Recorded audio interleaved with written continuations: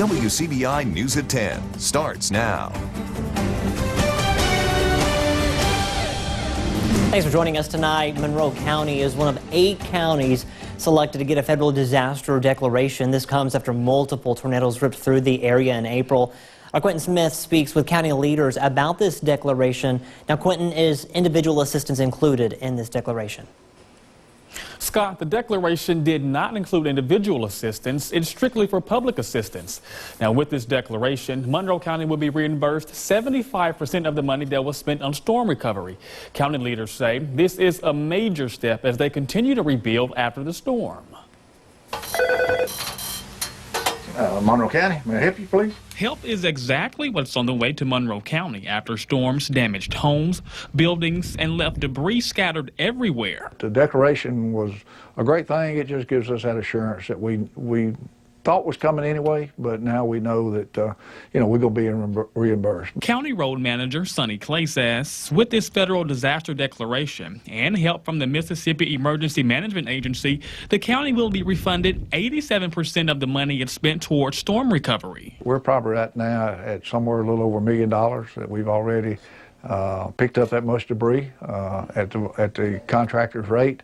And at 12, a declaration means that instead of it costing us that $1 million, we're only looking right now at about $125,000 county expense. Also included in the declaration, multiple water and power associations that received damage, along with the Hamilton Volunteer Fire Department, are also eligible to be reimbursed. FEMA or MEMA will have to get on site, verify all these expenditures. You're just going to tell them you done spent $1 million and get 75% of it back. You're going to have to show them where you've paid the contractors and those kind of things. With the much needed help from the federal declaration and state assistance, Clay estimates the county will only have to spend roughly $250,000 out of their pockets for storm damage. He says they will dip into their rainy day fund to help them do so. Nobody wants to spend a rainy day fund. Nobody wants to have to dip in your budget and do something, but that's what emergencies happen. Nobody can control these storms when they come and how they come and what damage they do. You just got to take it when it does and do what you can to clean it up and to recover from it. And I think Monroe County will certainly see a full recovery from this. Now, when it comes to individual assistance, Clay says the county received a $250,000 grant from MEMA that they will use to help out those still in need. Scott? Still a long way to go. In Monroe County, they've hired contractors to help haul off some of that debris left behind from those storms. Road Manager Sonny Clay says those workers are going to be taking a break from debris pickup during the July 4th holiday. By next week, Clay says contractors will have completed the first 3 phases. Contractors will resume their work on July 8th. Clay is urging folks to bring any and all debris they have to the edge of the road so it can be hauled away. It's the Mississippi way, neighbors helping neighbors, and that's exactly what some Starkville folks are getting ready to do. Starkville, too, got hit by a couple of strong storms. Neighbors are coming together to help one woman whose home was severely damaged. Now, unfortunately, she does not have insurance, which is exactly why these people are pitching in to help. Tonight, everyone met together to talk about the steps to start repairs, which are expected to get underway within the next week. Police in Sulligent, Alabama are on the hunt tonight for a bank robbery suspect. That robbery happened at the First National Bank on Highway 17. Sulligent Police Chief Rick McDaniel says around 11:53 this morning, a white man in a white collared shirt, black pants, and a baseball cap walked up to one of the tellers and passed a note over to her. That teller gave him an undetermined amount of money. Police say the suspect then went to a second teller. He left the bank on foot with a yellow bag filled with money. No weapon was ever shown and no one was injured. Sulligent Police, Lamar County Sheriff's Department, ABI, and the FBI are all involved in the search for the suspect. Now, if you have any information, you're asked to call the Sulligent Police Department. Investigators are looking for 2 men accused of being part of a $100,000 embezzlement scheme. Devontae Pierre Orr and Travaris Brown, they're both wanted for questioning. Lee County Sheriff Jim Johnson says the 2 worked for Mitchell Distributing. They allegedly stole merchandise and sold it to stores who would then sell the stolen merchandise without paying taxes. 5 others have already been arrested and charged in the case. The Mississippi Department of Revenue and the Alcohol Beverage Commission are also a part of this investigation. Stores that sold that stolen merchandise could also face charges. Time now to get a first look at our forecast. We'll send things over to Chief Meteorologist Keith Gibson. Hey there, Keith.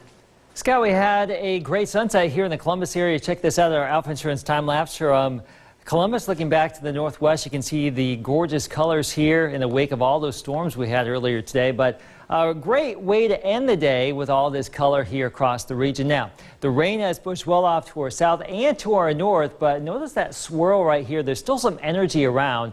Can't rule out a stray shower tonight. We will get down into the upper 60s here, maybe a storm too, but in general, not a lot of activity tonight.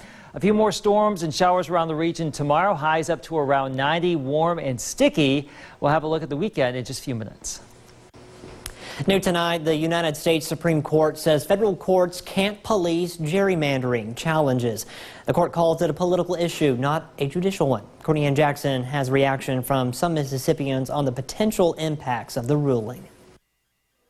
Let's start with the basics, the definition of gerrymandering. Today's lesson from Jackson State professor Dr. DeAndre Ori. Gerrymandering simply is, drawing a district that favors your particular party or your particular group. The Supreme Court is saying claims of partisan gerrymandering do not belong in federal courts. Dr. Ori says the decision is a remnant from the past when southern states put policies in place to dilute the black vote without protection of the federal government. The reason that you have Mississippi with the highest number of black elected officials is because there were efforts to create districts where African Americans could win. Legislative and congressional lines are redrawn by state legislatures every 10 years after each new census. Worst case scenario, not saying that they would, but they could actually go to congressional district number 2 and crack that district up, and it'll look exactly like it looked in 1966. Senator John Horn argues the decision gives whatever party holds the majority the license to choose the voters who elect them. If you're a democratically controlled legislature, then you can gerrymander the heck out of the state for Democrats to be able to hold on to power. If you're in a Republican-controlled state, it hands you that loaded gun to be able to hold on to power in the near or foreseeable future. And that doesn't make sense to Horn. If we don't have a remedy available to us at the federal level that deals with democracy and deals with fairness, where does it end? Courtney Ann Jackson, WCBI News. A new law allows cities and towns in Mississippi to garnish state income tax refunds to collect unpaid bills and fines. The law was passed by Mississippi legislators this spring, and it allows local governments to collect any debt or fine that is at least $50. Cities and counties will work with the Mississippi Department of Revenue, submitting a debt owed for collection. The debtor will get a written notice of intent to garnish all or part of their refund. Houston's city clerk says the law not only allows cities to collect overdue revenue, but also helps taxpayers and others who pay their bills on time. The main thing is it helps us keep from having to raise taxes. And right now, it's not just the city of Houston, it's infrastructure everywhere. If you travel at all, which I'm sure you do, no matter where you go, roads and bridges in this state and other states need repair. And that's one of our focuses right now, is trying to get our streets done. But yeah, it overall helps keep down us having to tax the individuals, and that's our main goal. Hopefully it makes things a little easier. The debtor will have 30 days to contest the garnishment and also have a hearing. Also, you want to note, along with the debt, a 25% collection fee would also be assessed. A few more pictures here of the sunset this evening on our Thursday. Lots of color out there. There was the view in Starkville, some interesting lower level clouds right there. We'll look at the weekend, talk about the next 7 days, and peer ahead towards the 4th of July. Coming up next, stay tuned. Your WCBI First Alert AccuWeather forecast with Chief Meteorologist Keith Gibson. 10:13 on our Thursday evening. All quiet here locally. We love to see that. Pretty active earlier today. You certainly know that if you've been out and about. Just a few blips trying to sneak into North Mississippi right here, falling apart east of Holly Springs. But we can't rule out a stray shower storm tonight. I do want to go back to just after noon today. There was that big storm moving through Tupelo, and that little narrow line right there, that is what we call a gust front or an outflow boundary. And check this out. Right underneath it, That's how it looks. So that came in. We had wind gusts up to about 44 miles per hour. Barbara sends us this from Facebook. Very nice, very impressive. So the gust front would move through, and then delayed just a little bit was the heavy downpours and the thunder and lightning. Pretty cool. If you experienced it, hopefully you didn't have any damage. We did see some damage reports scattered across the area today and those power outages. But in the wake of all of that, some pretty nice photography here, the setting sun across our region. Always nice to see this after a stormy afternoon. And that's typically what happens this time of year. We'll bubble up the storms during the heating of the day. And once we get into the evening, the energy is all used up in the atmosphere. We'll get a great sunset. And then we have a quiet night. And you can see right now in Columbus, Tupelo, Vernon, Durham's Pharmacy, Louisville, Mississippi with our Alpha Insurance Camera Network. No problems whatsoever here across our region. We have some low 70s here versus where we have been recently this time of night with temperatures in some nights over the near term in the 80s here at this hour. So things have stabilized tonight in the wake of all of those storms that have moved off to the south. But the energy that kicked off the storms is actually still with us here in the region. So I know we've settled things down now, but there's actually a little bit of a swirl, a little disturbance in the region, and that could trip off a few more showers and storms around here tomorrow. So probably not a lot for the morning commute, but by the late morning into the afternoon, notice how we'll forecast a chance for some of those showers and storms. Temperatures ranging from the mid 80s to the low 90s here. The heat index much higher than that if you do not see a storm for a while. But that's the way it's looking for our Friday. Variable wind, steamy type day for us, typical summer weather. And again, any storm could be locally strong. Now tomorrow morning, the better odds could actually favor northwestern Mississippi initially, and then we'll start to bubble up some storms and showers during the day. Much like today, if these boundaries get out there, we may see more and more storms, and then once we get into the evening, all of that tends to go away, and we'll just repeat the cycle as we get into your Saturday. A quiet morning, but probably a few more storms bubbling on up in the afternoon. Low 90s for the weekend. Saturday, Sunday, a 30% chance for storms mainly during the heating of the day. Lows around 70. Next week, a little bit warmer. Still that chance of rain through the 4th of July weekend. Muggy days and nights. Keith was talking about some of those storms earlier. Some of those storms that moved through packed quite a bit of punch with some of that wind and lightning. Firefighters say that a lightning strike caused this shed to catch fire late this afternoon. It happened on Joel Drive around 3 this afternoon in Columbus. The good news is no one was hurt, and it appears only minimal damage. It looks like Sheila gets to keep her she shed. All right, our tour through 1A checks in with the champs. Are they ready to defend the title? We'll find out a little bit later in sports. Welcome back, everyone. The Mississippi heat, you all know it's no joke. If you're not careful, you can become dehydrated. We learn more on how dehydration is treated in our Health Talk with Baptist. Hi, I am Lee Richardson, a physician in the emergency room at Baptist Memorial Hospital, Golden Triangle. Tonight we will discuss the causes of dehydration and how it is treated. Infants and children are especially vulnerable because of their small body weight and high turnover of water and electrolytes. They are the group most likely to experience diarrhea. Older adults are also at higher risk because of reduced ability to conserve water, a less acute sense of thirst, and they are less able to respond to changes in temperature. Older people who live at home also forget to eat or drink. People with chronic illnesses such as uncontrolled or untreated diabetes are at high risk of dehydration. But other illnesses can put a person at risk such as kidney disease, alcoholism, and adrenal gland disorders. People working or exercising outside in hot or humid weather run a higher risk of dehydration and heat illness. When the air is humid, sweat can evaporate and cool the body as quickly as it normally does, which can lead to an increased body temperature and a need for more fluids. Treatment for infants and children include rehydration solutions such as Pedialyte. Most adults with mild to moderate dehydration can improve their condition by drinking more water. For exercise-related dehydration, cool water is your best bet. Sports drinks containing electrolytes may also be helpful. Children and adults who are severely dehydrated should be treated by emergency personnel where they can receive intravenous hydration, something that is essential in life-threatening situations. Join us next time for Health Talk with Baptist. Mail your topic suggestions to healthtalk@wcbi.com. Health Talk has been brought to you by Baptist Memorial Hospital, Golden Triangle. The high school football tour continues with the Warriors of Ninawaya coming up next in sports. Your WCBI Sports with Courtney Robb. Coming off the high of history, it's a hard thing to do. For the first time in its football history, the Ninawaya Warriors will begin a title defense. With big plans in running 1A back-to-back, the defending 1A state champions are the fourth stop on the high school football tour. The goal is back-to-back.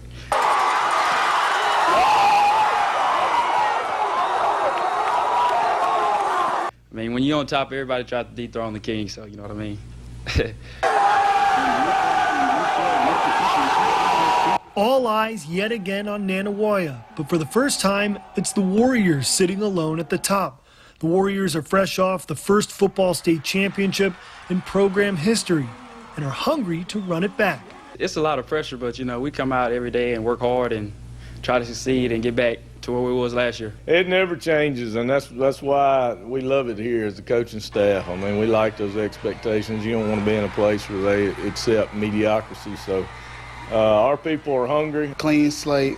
We're practicing hard, doing what we're supposed to, just to try to get back and do what we're supposed to in the playoffs so we can get back and maybe win another state championship. Ninawaya will have some big holes to fill, especially in the trenches, but the Warriors returned 75 total touchdowns from key skill guys from that title team.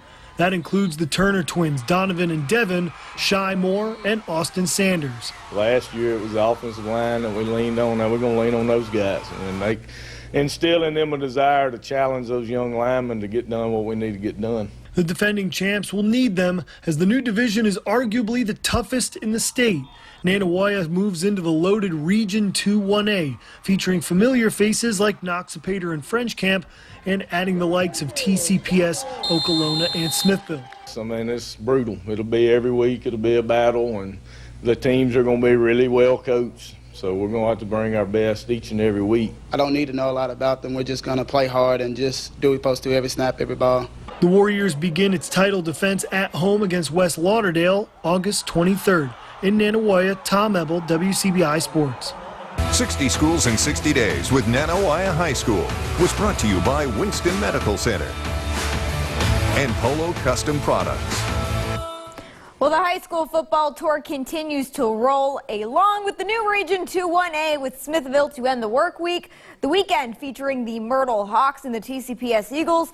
And then we kick next week off with the Noxapater Tigers. And for those keeping track at home, go to our Twitter and Facebook accounts at WCBI Endzone to see the schedule. And of course, if you miss any of those stops, you can go to our website and always watch those on WCBI.com.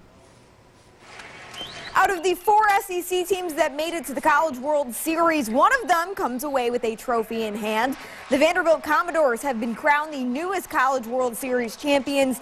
Vandy forced a Game 3 against Michigan and put up 5 runs in 2 frames, eventually coming up with an 8-2 win, along with some much-desired hardware. It was Vanderbilt's second College World Series victory in program history.